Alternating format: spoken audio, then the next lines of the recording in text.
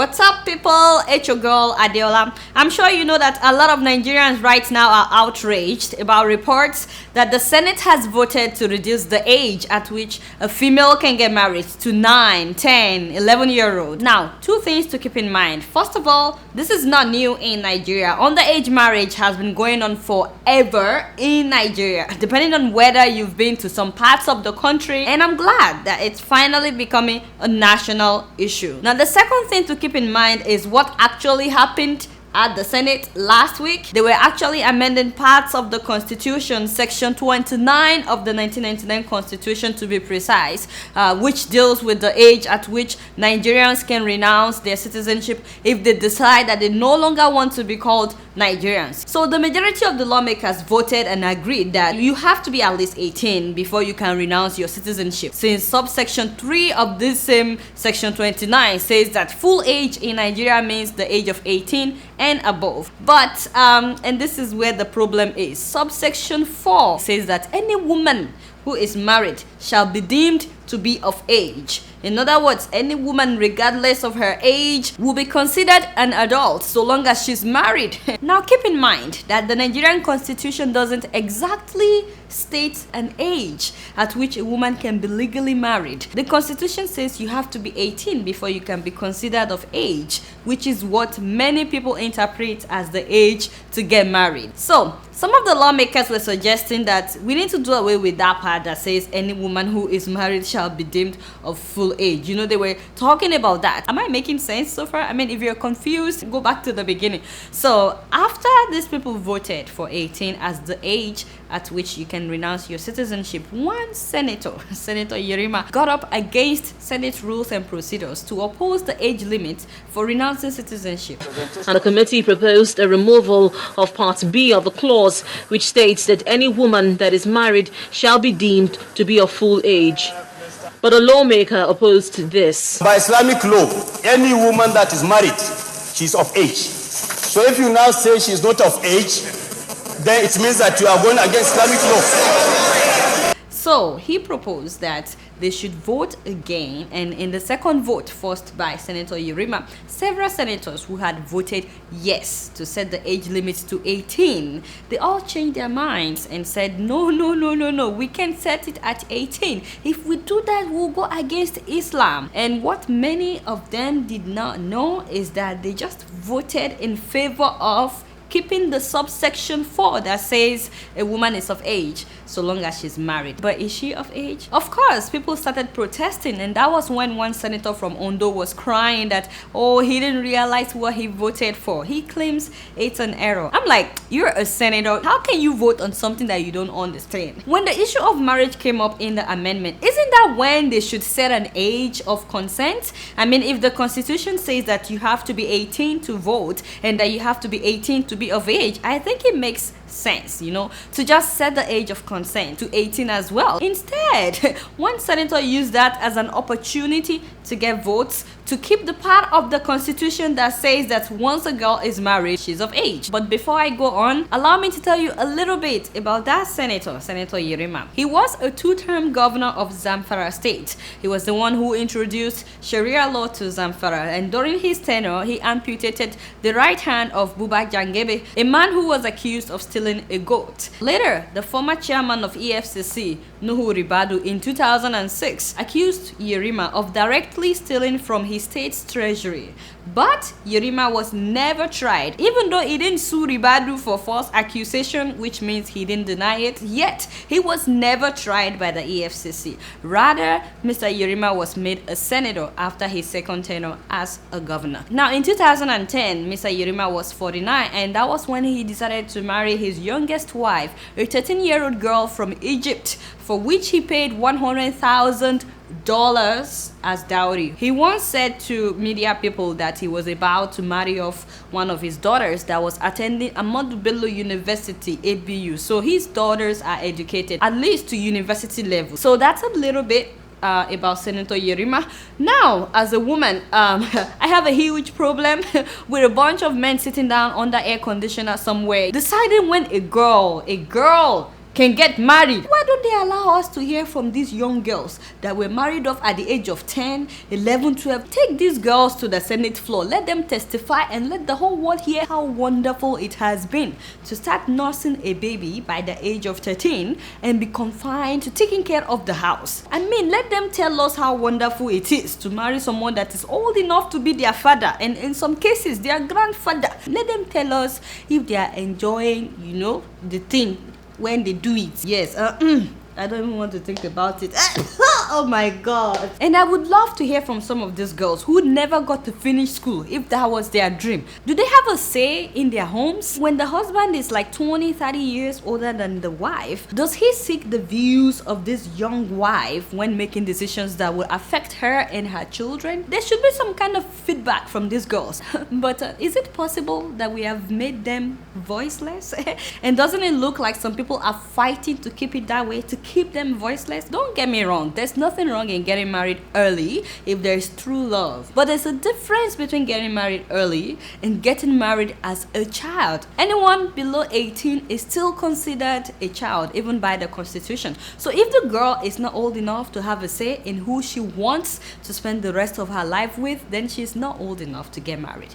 Period. One of these girls could become a great scientist if given the right education. A wonderful TV presenter, a successful businesswoman can be among these girls if only they are given the chance. But you would never know, because by 14, they are already full housewives. I'm not saying that you have to be educated to be successful in life. I'm just saying that you should have the right to choose to be educated. I think I should read this statement to you, written by a Muslim woman from Kano, which is in the northern part of Nigeria. She's a lawyer and an advocate for women. I'm talking about Miriam Ways. Now, she said that when these girls are forced to marry so early, it's a deprivation of formal and non-formal education, which translates into restrictions on mobility, domestic burdens. They have to learn how to nurse a baby, how to bathe a baby by the age of 13. Just imagine, they have to learn how to cook, how to clean and keep the house by the age of 13, as well as the loss of adolescent years. I mean, they don't even get to know what it's like to be a teenager. Now, Mr. Yerima argues that child marriage is a solution to abortion and prostitution. You see how smart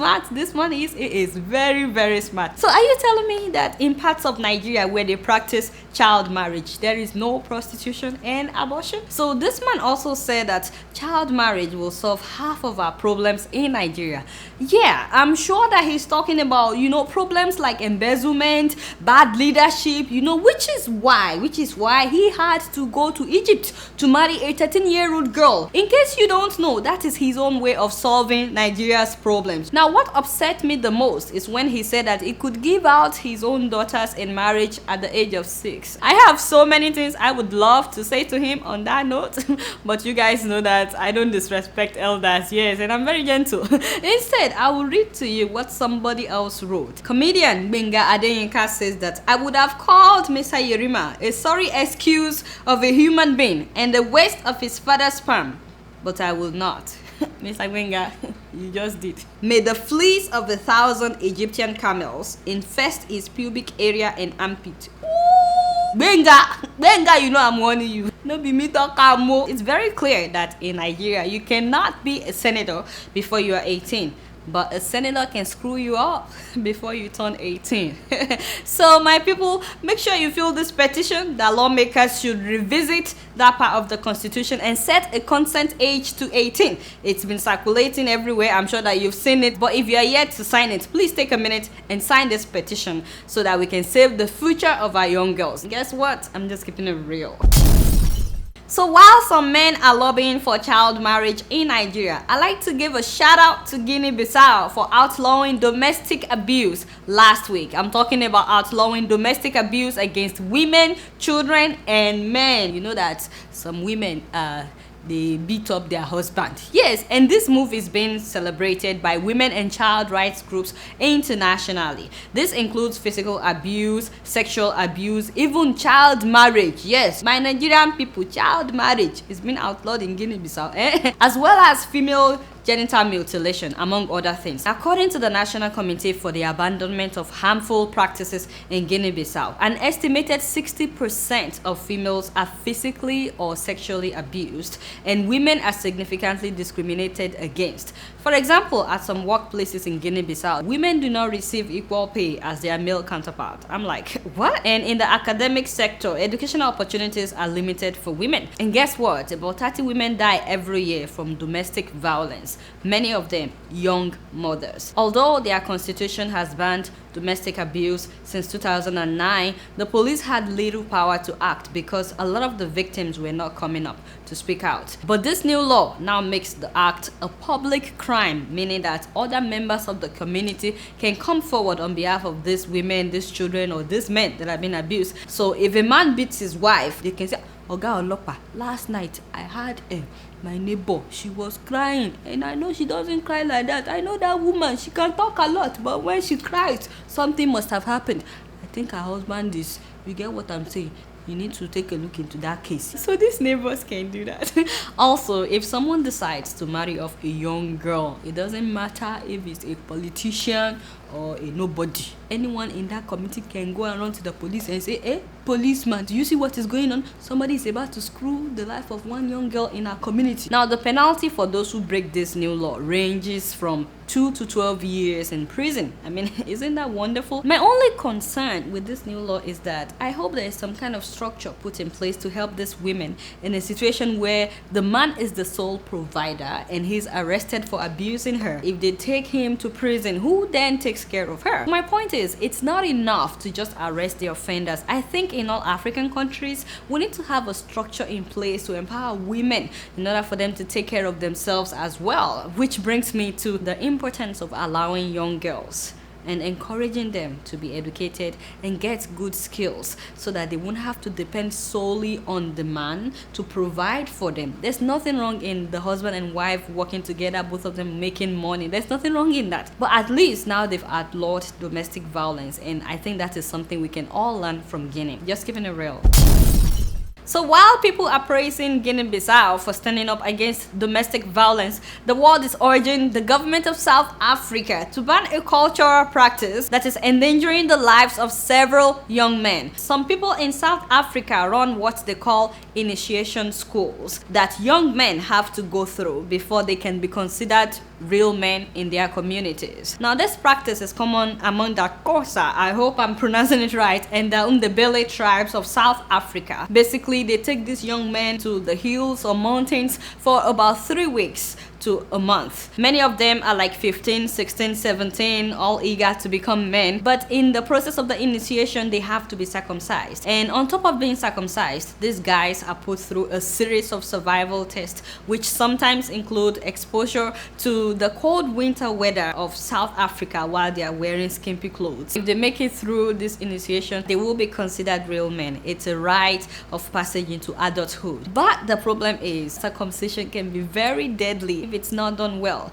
and many of these initiation schools are not observing the necessary safety procedures. So this year alone, guess what? About 80 young guys have died from injuries due to circumcision. Many of them just bled to death. Last month, about 300 of them were admitted into hospitals. 10 of them lost their manhood. What is the importance of trying to attain manhood when you could end up losing your manhood? Can you imagine how depressing it would be for these young guys to know that they can never do it? But you know, their case is even better than those who died in the process of this initiation. Do you know that about 30 young boys died last month because of this initiation ritual? My people, culture is a good thing. I am very proud of my culture.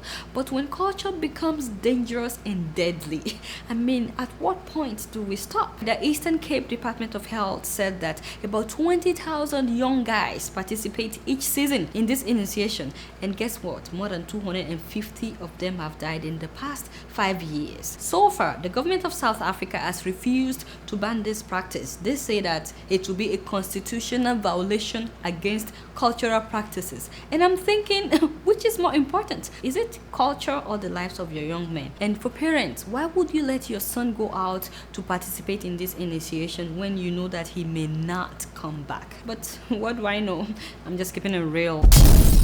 So 2 weeks ago, I talked a little bit about some changes that we should expect regarding how people will get their green cards in America if the immigration bill should pass. Today, I want to tell you 3 ways in this Senate bill in which undocumented people can get their papers. If you came here legally and you're out of status, then you're referred to as undocumented as well. Maybe you came on a visiting visa and you overstayed, or you came as a student and after your studies, you did not go back even though your student visa and your I-20 have expired. You're also referred to as undocumented. The only thing is you must have been undocumented as of December 31st of 2012. These are the 3 ways that you can get your papers if this bill should pass. 2 of them will get you your green card immediately, but the 3rd one you would have to wait for 10 years before you can get your green card. I'm talking about the Dream Act, the agriculture visa, as well as the 3rd one for which you would have to wait for 10 years.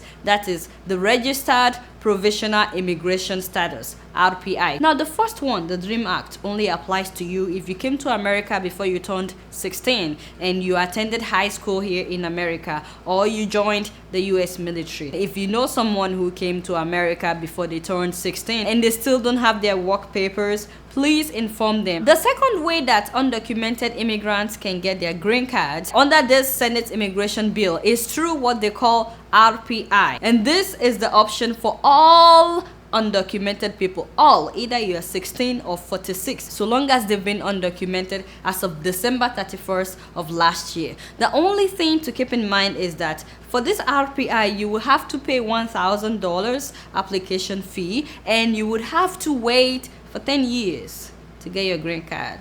Yeah, but the good thing is while you're waiting for your green card under this RPI, you'll be given work authorization. And not just that, you can travel outside the country as you want. Of course, they would be doing all kinds of background checks on you, so be sure to pay your taxes and stay away from crimes, but you're free to travel. So some of you that have not been home for donkey years, you know, your father passed away, you couldn't go home, your brother got married, you were not there, you feel stuck in this America. My people, this is one way that you can get your papers, okay? It doesn't matter if the person is presently facing deportation. That deportation case will be dropped so long as they apply for the RPI. Now, the 3rd way that an undocumented person can get their green card if this bill should pass is what they call agriculture visa. And let me tell you, this is one of those opportunities that Africans are not taking advantage of at all in this country. And that is because, you know, when we come to America, we all want to be nursing assistants, security guards,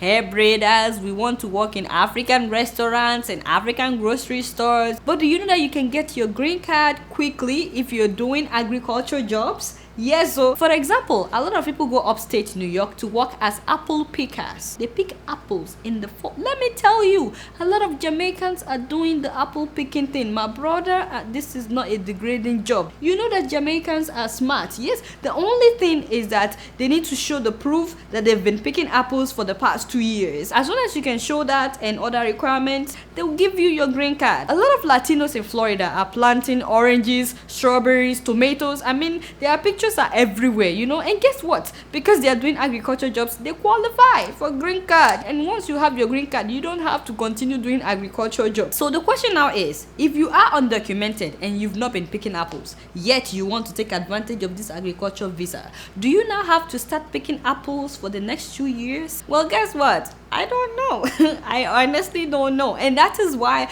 you have to find out by yourself. That bill is more than 800 pages, so I can only tell you so much. Visit this site. Ask them questions that pertains to your particular situation. Just send me a tweet about whatever you found out or send me an email. All I know is that if you move to Alaska and you start fishing today, that is considered agriculture job. You can go to the Midwest and start milking cows. I mean, if that's what you need to do to get your papers, why not? That is also considered an agriculture job. But again, you need to call your Congress member that represents your state. You can find him or her through this website. Just go there. We need to look into this agriculture visa thing because hair braiding is great, but it's not giving us green cards. You get what I'm saying? So why can't we venture into agriculture, which will give us green card? And lastly, don't forget that the green card is our best bet. So please sign that petition advocating for the continuation of the green card lottery. Guess what? I'm just keeping it real. Before I leave today, I like to remember a Zimbabwean legendary musician, Chiwoniso Maraire, who died of lung infection last Wednesday at the age of 37. She was an accomplished songwriter and singer. She blended modern instruments with a traditional mbira, at times composing songs in English. And in 1999, she was nominated for the Best Female Vocals of Africa under the Kora Awards.